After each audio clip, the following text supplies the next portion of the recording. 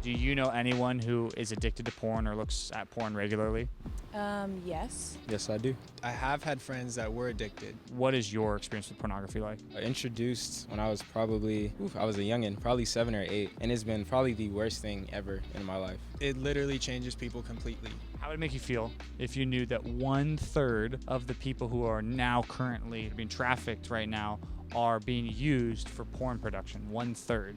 That's disgusting. Yeah. It's definitely an epidemic. That's absolutely horrible. That's really the big issue right there. It made me feel terrible because there's a desensitization to people being victimized. We know sex trafficking is bad.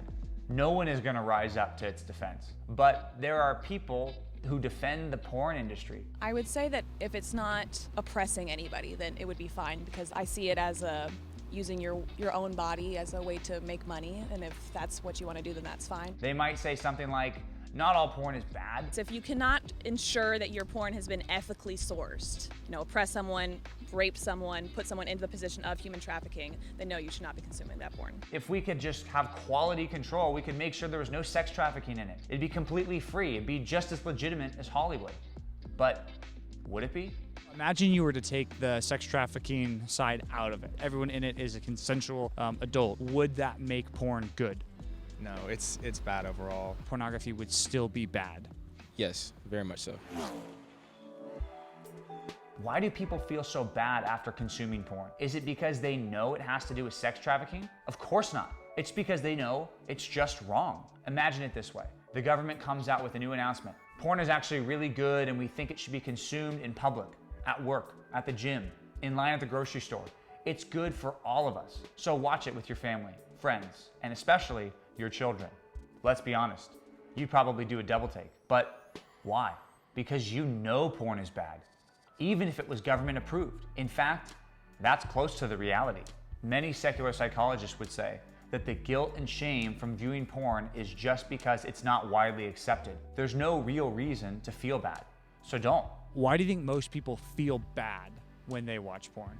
That I'm actually not sure of. Can anyone really make sense of the guilt and shame of viewing porn? Actually, yes.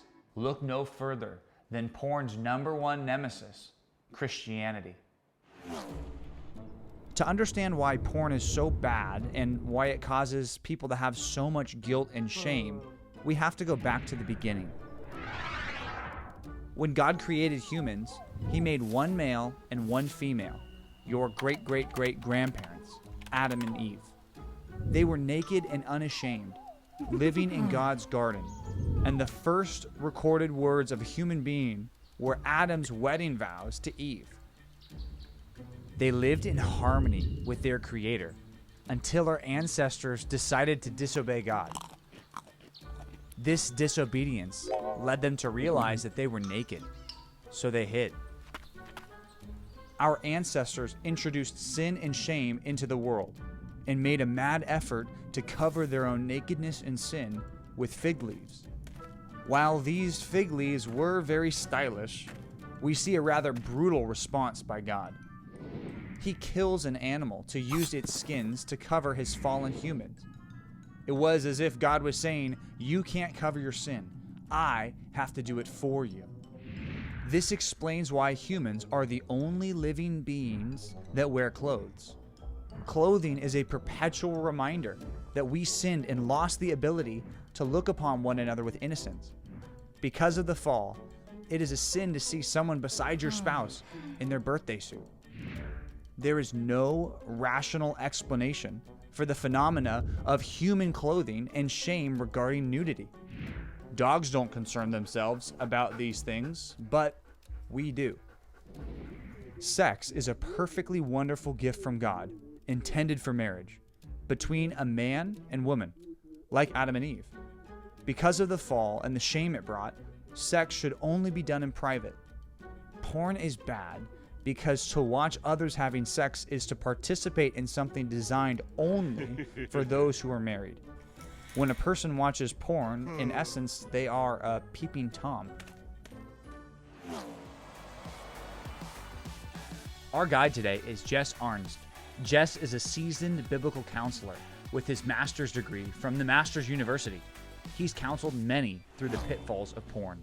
The secular world sees man as basically a collection of biological processes, that you are just your cells and biology and chemicals and the result of evolutionary processes over time. And all of that has been conditioned by your environment. So you've learned to respond to things based on your experiences, and it's all purely physical, biological issues. If there's a problem with pornography at all, they locate it just purely in the physical realm. And so their way of overcoming it is by conditioning methods to change some of your thinking and some of your habits. Or the other thing is to just basically say, well, there's not really a problem with this. Your problem is that you feel guilty about something you shouldn't feel guilty about. For people who feel a little bit of guilt, I think that that is just a normal thing that comes with initially like first getting started into watching porn. Like if they stick with it, if they want to, that guilt might start to go away a little bit as you become more desensitized to it. You're not actually responsible for these things. You're a victim of your biology and your upbringing. It definitely is like a taboo thing in society. Even though it's such a huge industry, porn is easy to label as immoral. There's still like the, oh, I wouldn't tell my mom I'm watching this type of deal. The Bible has a very, very different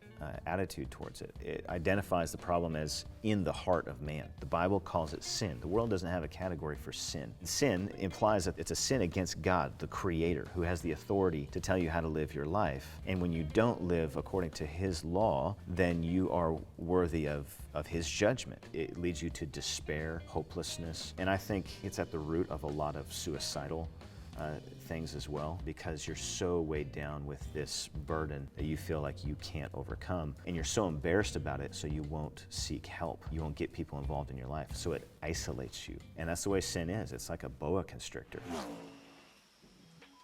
The Bible's view of pornography, its explanation of why consuming it causes guilt and shame, stands in stark contrast to the secular world's shifty feelings on the subject. But what about you? How do you feel about porn? Are you trapped in a cycle of guilt and shame? If so, prepare to go to the doctor's office, receive a physical and a prescription to help you lose that guilt and shame. Next.